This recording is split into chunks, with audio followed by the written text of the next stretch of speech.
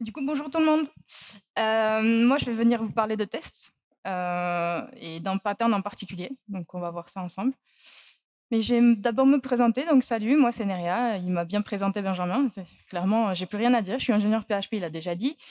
Ça fait 4 ans que je suis chez Equino maintenant. Et vous avez les petits liens pour me connecter, en plus de LinkedIn que je n'ai pas mis parce que je n'ai pas l'habitude de le mettre. Mais grosso modo, si vous voulez me retrouver, je suis au stand de la FUB cet après-midi, au stand d'Equino demain après-midi, je crois. Et voilà, donc n'hésitez pas, je suis ici jusqu'à demain. Et allons-y. Donc tout d'abord, en fait, on va parler de vocabulaire. Ce qui veut dire la même... Un mot ne veut pas dire la même chose pour tout le monde, donc du coup c'est important, si on essaie de standardiser quelque chose, de parler de vocabulaire et d'avoir le même. Après ça, je vais pouvoir vous parler du coup du pattern en tant que tel, et de vous montrer qu'est-ce que ça peut vous apporter, et j'espère vous convaincre ou pas avec une démo. Vu qu'il est midi, qu'il y en a certains qui ont peut-être faim, essayons de dynamiser la salle. Ouais, j'ai 3 petites questions pour vous.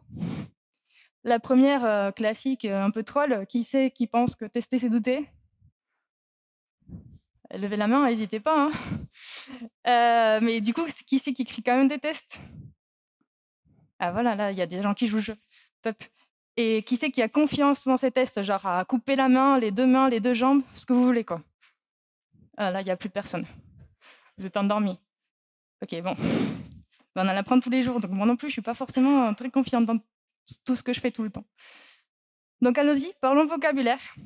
Donc je vous disais, en fait, ce qui est important, c'est qu'on ait tous le même vocabulaire dans une équipe quand on parle à d'autres personnes, ce qui veut dire enfin, test unitaire pour moi, ça ne veut pas dire forcément le même type de test pour vous. Et si vous voulez, en 2022 au forum PHP, il y a Benjamin Rameau qui a fait une conf, entre autres, il a parlé justement de toute cette partie contexte et des mots, ce que ça veut dire dans une équipe, donc c'est plutôt intéressant. Vous pouvez aller voir ça si vous voulez. Et du coup, quand on va parler de tests, on veut que nos tests soient bien faits. Et pour ça, il y a des gens qui ont déjà fait des recherches là-dessus. Ils ont dit, bah, un test bien fait, c'est un test qui est maintenable. Forcément, s'il n'est pas maintenable, en fait, j'ai pas envie d'y toucher. J'ai pas forcément envie de le modifier. Donc, ça m'arrange si c'est maintenable. D'un autre côté, je veux aussi qu'il me protège des régressions et que si je veux refactorer du code legacy, que je sois en toute capacité et toute sérénité de le faire. Donc, c'est plutôt pratique. Et surtout, en tant que développeur qui a un peu la flemme de faire des choses, j'aime bien quand les choses sont rapides. Donc si je dois attendre 15 minutes à ce qu'on me dise non, mais ça a fait ton test, peut-être que je ne vais pas être contente. Donc voilà, donc on se base sur ces 4 piliers. Et en parlant de tests, ben, en fait, il y a plein de types de tests. Moi, j'ai décidé de vous le présenter sur la forme de diamant. Vous faites ce que vous voulez, vous les appelez comme vous voulez. Moi, je vais les appeler comme ça. Voilà. Et donc, vous voyez que chaque type de test, en fait, elle prend une partie bien précise de diamant. Et vous allez comprendre ça après. Donc, si on commence par la partie fin grain, je vais essayer de vous présenter les 4 types de tests. Et vous avez ce qui remplit sur les 4 piliers. Et en haut, vous avez la petite légende si vous êtes du genre visuel et que vous aimez les couleurs et les petits ronds, c'est pour vous. Donc, si on parle de fin grain, on va parler d'un comportement unitaire tout petit et ce qu'on veut, c'est de le traiter de manière isolée. Donc, grosso modo, je vais vouloir doubler tout ce qu'il y a autour de ce petit comportement que je veux tester et c'est tout. Voilà, grosso modo, c'est tout. Je vais vraiment isoler mon petit bout de code que je vais tester. Et en fait, ce que j'appelle grain fin ici, c'est ce qu'on appelle plus communément des tests unitaires classiques, quoi. Et donc les doublures, ça sera, si vous utilisez PHP init, ça sera les mocks. Donc ça, c'est pour lui. Et il est très rapide, forcément, il est isolé de tout et de rien. Donc il va être super rapide. Par contre, pour tout le reste, bah, il n'est pas tip top, quoi. Donc on va essayer d'en faire, mais on va les prendre à pincettes à des moments bien précis quand on en a besoin. Et du coup, si on monte d'une étape, on part sur gros grain. gros grain qui, du coup, il prenait beaucoup plus de place. Et ça se fait facilement comprendre si on se dit que dans les gros grains, ce que je vais vouloir faire, c'est d'utiliser tout mon système, à l'exception près, parce qu'on veut quand même que ça reste rapide, à l'exception près que j'ai pas envie de jouer avec des bases de données, j'ai pas envie de jouer avec des API, j'ai pas envie de jouer avec n'importe quoi qui va rajouter du temps en fait à mon test. Donc là, dans mon exemple, mon API, ça reste une doublure, parce que j'ai pas envie d'appeler une API de paiement par exemple. Et mon repository, c'est une implémentation rapide de repository que je vais utiliser en prod, mais qui fait exprès pour les tests. Donc voilà, grosso modo, ça c'est mon test gros grain. Au-dessus, on va avoir les tests d'intégration. Là, encore une fois, on reste sur un petit comportement bien particulier, mais dans ce cas-là, on va essayer vraiment d'utiliser tout le système, quasiment sans exception. Quasiment. C'est-à-dire que là, maintenant, je vais pouvoir utiliser les repositories que je vais utiliser en prod, parce que ce qui m'intéresse, c'est de valider que le comportement que j'ai là dans mes tests sera le même que je vais avoir en prod. Donc, si j'utilise un Postgre, je veux tester que mes méthodes fonctionnent sur Postgre. Et donc ça, c'est notre test d'intégration. Et si on voit le dernier, vous avez vu le changement? On passe d'un petit comportement bien particulier à tester un chemin critique. C'est-à-dire que si tout à l'heure, je testais que je suis capable de mettre un panier dans le produit, effectivement, un produit dans le panier, là, je vais tester que mon utilisateur est capable de mettre ce produit dans le panier, de cliquer sur commander, de faire tout le cheminement du paiement, à l'exception d'appeler l'application, l'API de paiement parce que ça ne m'intéresse pas. Donc voilà, si on essaye de résumer tout ça, ça donne à peu près ça. C'est-à-dire qu'effectivement, les tests unitaires, donc les tests grains fins, sont tout petits, ils prennent moins de place parce que c'est rapide, mais ça nous apporte pas énormément de choses derrière. À côté, c'est pratique de les mettre en place. La côté gros grains, c'est hyper intéressant. S'ils sont bien faits, si nos tests sont bien écrits, on va pouvoir les maintenir facilement. On va pouvoir se baser dessus pour la régression, pour le refactoring, et ainsi de suite. Vous voyez, effectivement, évidemment, tout dépend de comment vous les écrivez. C'est une généralité ce que je dis. Mais du coup, maintenant qu'on est tous d'accord sur comment on appelle nos tests, on peut essayer de commencer à parler du pattern. Est-ce qu'il y en a dans la salle qui le connaissent déjà? Ça peut être fait un petit monde quand même. Ok, commençons par le début. En fait, dans le début, c'était un monsieur qui s'est dit que tout le monde le faisait, mais personne n'avait de nom pour l'appeler. Et il s'est dit, pourquoi pas, ça a l'air de convenir à l'appeler Arrange Acta Cert, et il l'a nommé comme ça. Depuis 2021, du coup, il s'appelle comme ça. Il a eu ses petites diminutions parce qu'on est un peu flemmard dans l'informatique, ce qui fait que maintenant, vous pouvez l'appeler comme vous voulez. Du coup, si ça existe depuis si longtemps, pourquoi je vous en parle aujourd'hui? C'est particulièrement les tests, c'est quelque chose d'hyper important dans notre métier, en tout cas de mon point de vue, et que je trouve que la logique d'un test, d'écriture d'un test, est pas forcément évidente quand on intègre quand on essaye d'apprendre à les écrire justement. Et du coup, je trouve que ce pattern-là est plutôt assez facile à prendre en main, et que ça permet en fait, même ceux qui savent déjà écrire, de revenir à une base, de se dire: «OK, c'est vrai qu'on peut juste réfléchir à ça et ça passe». Donc arrange accessor, ça on l'a déjà dit, et derrière, c'est vraiment juste une logique. Je vais structurer mon code, l'écriture de mon code d'une façon bien précise, pardon, qui fait que, derrière il sera compréhensible et moi je vais savoir l'écrire. Et du coup, ces 3 étapes, ça va être le côté arrange qui va être initier un état de l'application, enfin de ce que j'ai besoin pour exécuter mon code. Donc après, je vais pouvoir venir exécuter le code de test que je vais vouloir tester. Donc je vais agir sur mon cas, et à la fin, on va pouvoir mettre toutes les lignes de assert, donc de validation, de vérification que tout s'est bien passé. Donc est-ce qu'à la fin, j'ai bien ce à quoi je m'attendais au début? Donc pour ça, hop, je sors de là et je viens là.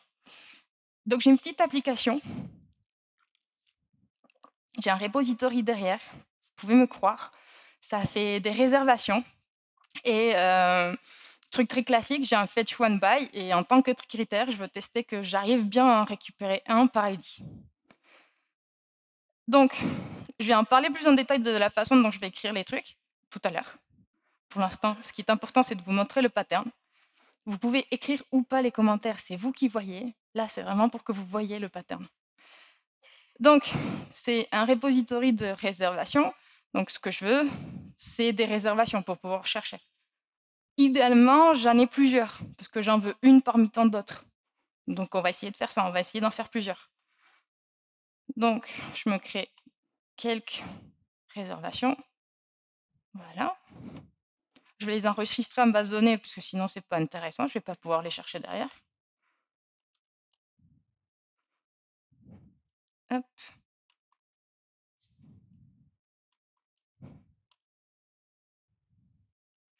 Hop, c'est enregistré.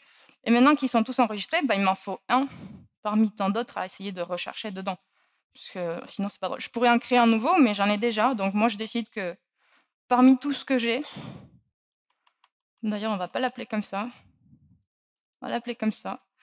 Parmi tout ce que j'ai, j'en veux un au hasard, en fait.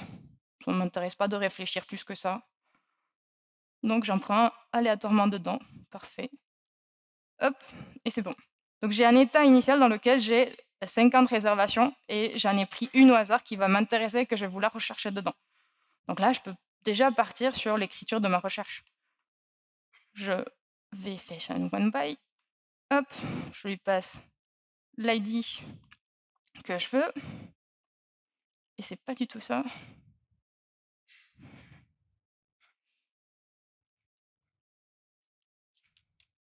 Ouais, c'est ça. Non, c'est pas ça.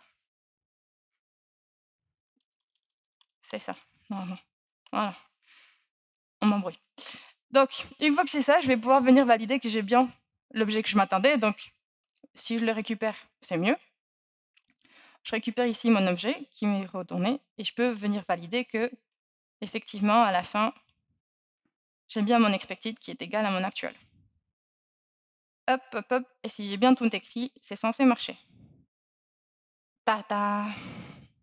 Ça marche. Voilà, c'est tout simple. C'est sur un exemple vraiment basique, hein, mais c'est pour vous montrer la logique derrière. Donc ça, c'est le début. Essayez de voir un peu plus, parce que je vous ai montré le truc, mais qu'est-ce que ça peut vous apporter, vous, quand vous allez en écrire, en fait, des tests? Bah, au final, c'est un pattern qui est plutôt, agnostique, peu importe ce que vous fassiez, du Drupal, du Symfony, du WordPress, on s'en fout. Ça peut s'intégrer facilement. Que vous fassiez du Python, du PHP ou autre, que sais-je, ça peut s'intégrer aussi. Et je l'ai déjà dit, mais je trouve que c'est plutôt facile à prendre en main et à justement, à l'apprendre aux gens. Et quand tu l'apprends, c'est facile à le comment dire?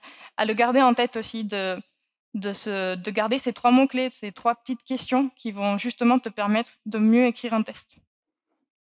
Et vu que au final, si on se dit que toute l'équipe va se baser sur ce pattern pour écrire des tests, on va se retrouver avec une code base de test qui sera plutôt très similaire, ce qui permettra justement que ça soit beaucoup plus lisible quand on va essayer de modifier les tests des autres ou d'écrire plus de tests. Quand on va vouloir intégrer des gens dans le projet, ça fera une documentation super jolie à leur montrer. Donc déjà que les tests, c'est censé être de la documentation, mais en plus, si c'est bien écrit, c'est parfait. Et surtout, ça permet, en fait, quand tu l'utilises, de vraiment te concentrer sur: «OK, là, je suis dans la partie arrange. Qu'est-ce que j'ai vraiment besoin en tant que pour valider ce use case? Qu'est-ce que je vais vraiment avoir besoin?» et de se poser les bonnes questions au bon moment, c'est toujours intéressant. Voilà. Sinon, en fait, il y a plein d'outils dans un test. Là, je vous parle d'un pattern en particulier, mais vous le savez, hein, mais il en existe plein d'autres, des patterns, des outils, des principes, ce que vous voulez les appeler. Il en existe plein. Et ce pattern est une brique parmi tant d'autres. Et parmi toutes ces briques-là, je pense qu'il y en a qui le voient déjà, mais il y en a un qui est plutôt très similaire. Le given when then, effectivement, c'est super similaire. Derrière, si on essaye de traduire, en fait, Ça donne pas les mêmes mots en français, mais l'idée derrière les mots, c'est la même chose. La différence près, c'est que ça vient d'un framework de test qui impose ces mots-clés en l'utilisation, ce qui en a fait un pattern derrière. Alors que le AA, c'était juste des gens qui l'écrivaient, mais qui n'avaient pas de nom et qui, voilà, il fallait un nom pour le nommer.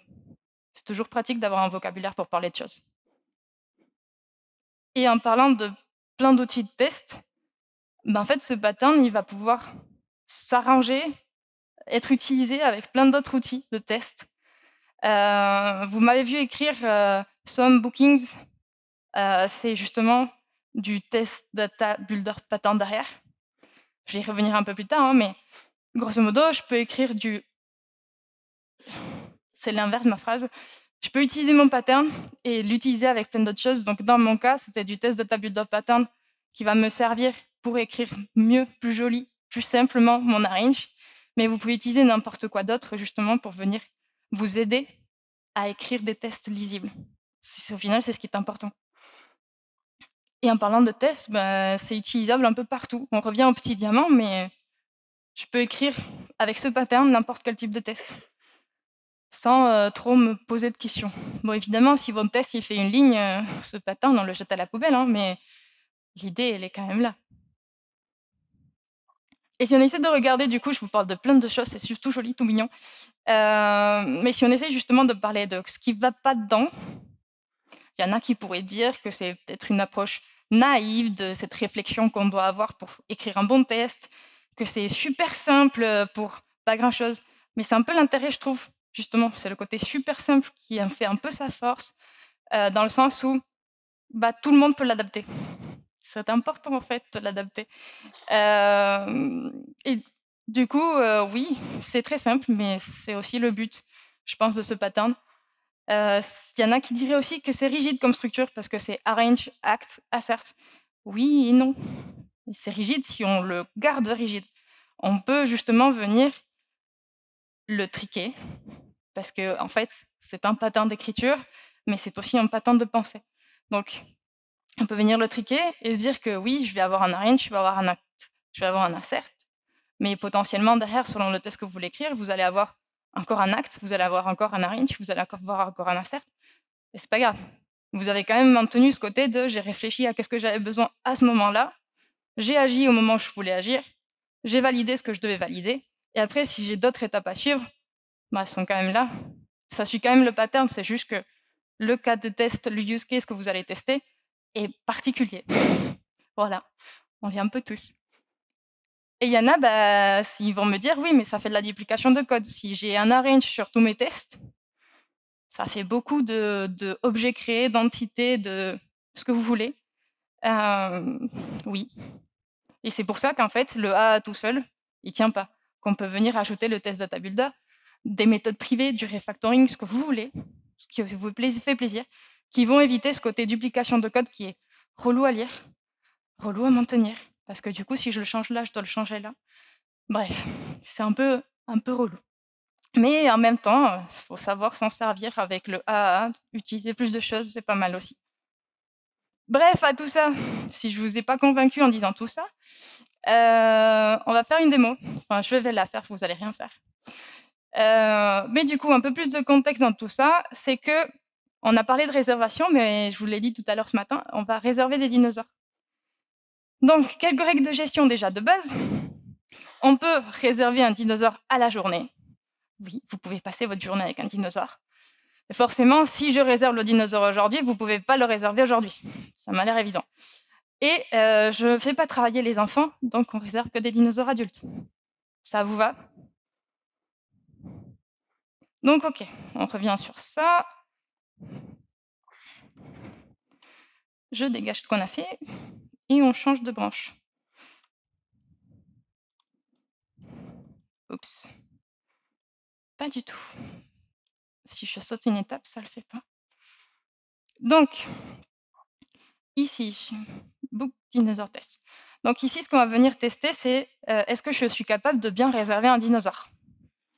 Donc j'ai déjà des tests qui sont en place. Est-ce qu'il peut être booké? Est-ce qu'il peut être booké si il est déjà booké? Etc. etc. Et nous, ce qui nous intéresse... Mince alors. Bon, bref, on s'en fout. Nous, ce qui va nous intéresser, c'est ce test-là, que j'ai fermé. Oui, ouvre-toi. Voilà. Donc, si je mets comme ça, vous voyez à peu près tout. Là-dedans, je vous ai déjà donné des règles de gestion. Et là-dedans, est-ce que vous êtes capable de me dire quelles sont les informations essentielles, enfin, les informations que je devrais avoir et voir d'un seul coup d'œil dans ce test pour pouvoir tester mon use case de s'il est déjà réservé, je ne veux pas le réserver. Vous en faites pas, c'est une question rhétorique, hein, je vais vous donner la réponse. Mais grosso modo, je vous ai dit, moi je veux réserver des dinosaures adultes. Donc ce qui m'intéresse, c'est son âge. Donc c'est dommage, l'information est noyée. Et en plus, là, sous le coup d'œil, bon, on est en mode présentation, donc ça vaut ce que ça vaut, mais vous voyez pas toute l'information derrière. Tout le test n'est pas visible. Donc c'est pas forcément tip-top. Donc ça, c'est ça. Mais mon use case, il n'est pas encore développé. Voilà, si je reviens là, je teste bien que c'est un dinosaure, mais je teste jamais qu'il n'est pas booké. Donc c'est ce qu'on va venir faire. Alors, si mon dinosaure n'est pas réservé, dinosaure à ma date, dans ce cas-là, je lui dis qu'il est déjà book, et c'est tout. Use case très simple. Hein. Mais là, si je lance mon test, et je ne me suis pas plantée, c'est censé marcher. Mais là, j'ai un test qui suit le pattern, mais qui est moyen. Enfin, voilà, vous voyez venir dans 3 mois retoucher ce test. Bon, il est très simple, hein. Vous voyez, mais vous voyez l'idée. Donc, on peut se dire que là, effectivement, je peux venir me servir justement du test data builder pattern pour écrire des choses. Et donc, je ne vous l'ai pas dit, mais je me sers d'une librairie qui m'a déjà généré plein de méthodes qui permettent de faire ça. Donc là, j'ai défini ce que c'est un adulte dans mon use case à moi. Un adulte, c'est un dinosaure qui a plus de 18 ans et moins de 100, sinon c'est un senior.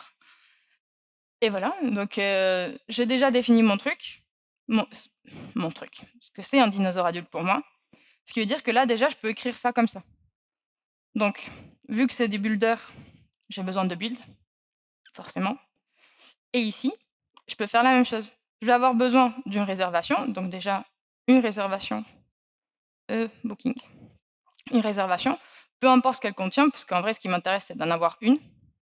Ce qui m'intéresse le plus dedans, c'est d'avoir qu'elle soit liée à un dinosaure, parce qu'elle est pour un dinosaure, et surtout à une date bien précise. Toc. Et je build parce que c'est des builders derrière. Donc là, j'ai changé mon test, il fait quelques lignes à moins, et on voit ce qui est intéressant, c'est que mon dinosaure, il est adulte, c'est tout, et que ma réservation, elle est bien pour mon dinosaure et pour ma date. Donc après, je peux retester que si pour ce même dinosaure à la même date, je ne suis pas capable de réserver. Et donc le test, il passait. Je le relance maintenant. Il passe toujours. Ouais, ouais, trop bien. Donc en fait, le pattern, il ne fait pas tout. Je vous l'ai déjà dit tout à l'heure, mais comme quoi, je peux vous montrer des cas relous et j'en ai plein d'autres si jamais vous vous posez la question. J'en ai plein d'autres. Et d'ailleurs, en fait, si j'enlève ça, c'est mieux. Donc ça, c'est mon premier cas pour vous montrer que ça ne fait pas tout. Et j'ai un autre use case où je peux vous montrer autre chose. Et là, cette fois-ci, on va avoir besoin de celui-là. Mais oui, il faut dégager ce qu'on a fait. Hop, on change de branche. Donc, je ne sais pas si vous l'avez remarqué, mais actuellement, on peut réserver dans le passé. C'est pas très pratique parce que réserver pour hier, ça veut tout et rien dire. Donc, j'ai déjà créé mon petit test ici, qui est skippé. Hop, on va sortir ça de là déjà. Et on va essayer de l'écrire ensemble. Donc, on va faire du TDD. Parce que le use case, il n'est pas dev, hein, vous vous en doutez. Donc, qu'est-ce que j'ai besoin? J'ai besoin d'un dinosaure. Voilà. C'est plutôt évident. Un dinosaure adulte de préférence, que je vais builder parce que c'est un builder derrière. Et je vais avoir besoin d'une date. Et de préférence, dans le passé. Donc, on va dire, il y a 3 jours. Pas du tout. Voilà. Donc là, j'ai mon dinosaure et ma date. C'est tout ce que j'ai besoin, en fait, pour faire appel à ma méthode. Donc normalement, là, on est bon. Mmh, ta-ta-tan. Non, pas du tout. Je veux mon use case de dinosaure.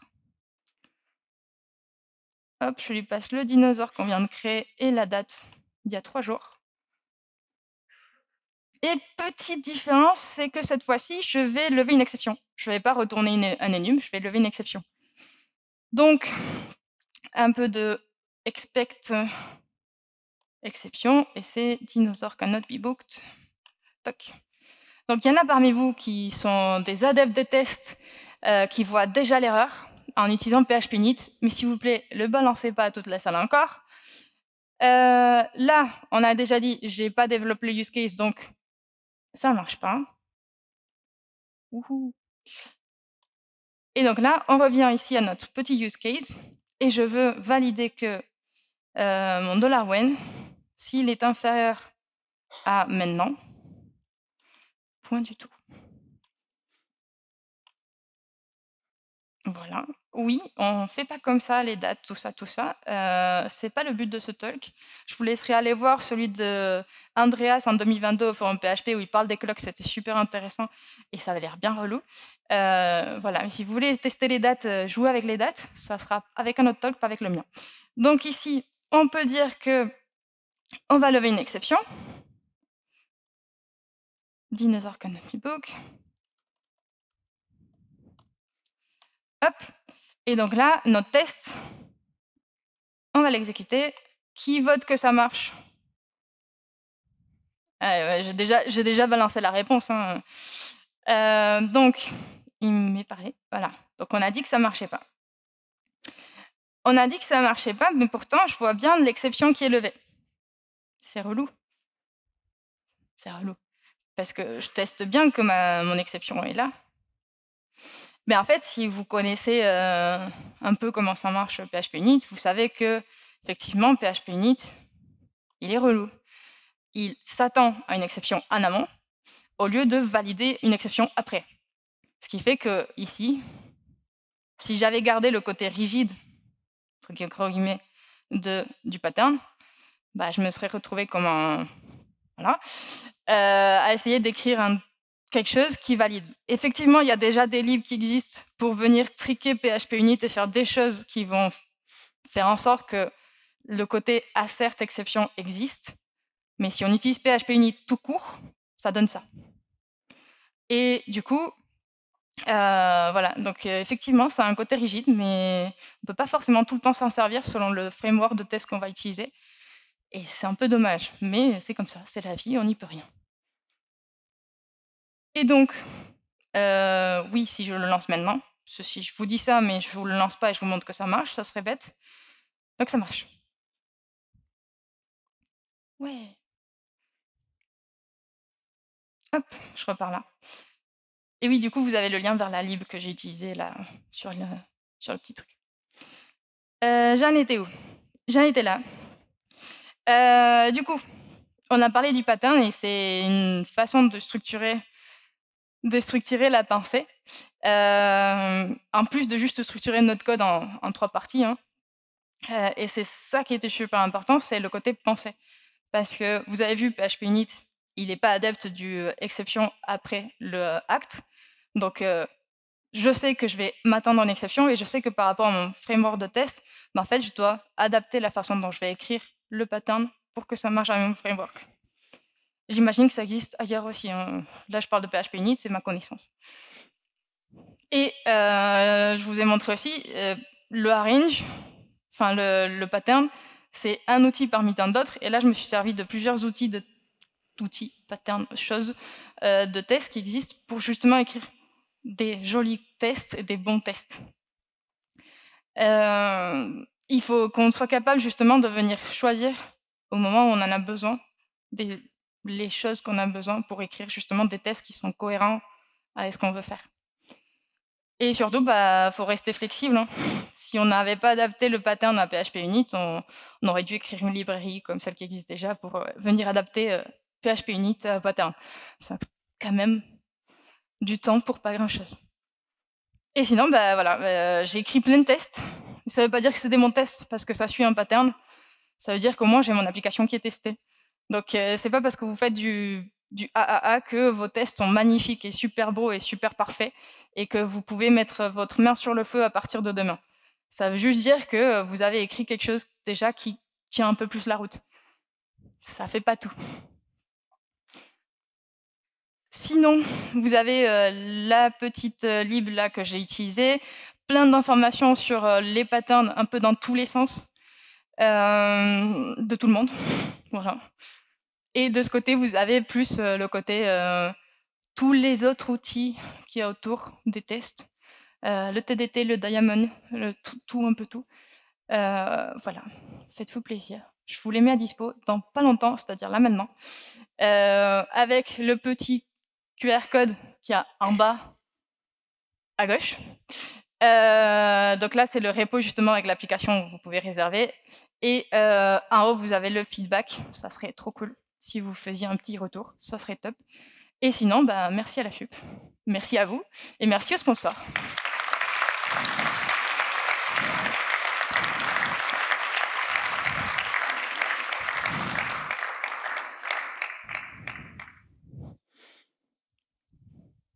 Si vous avez des questions, sinon...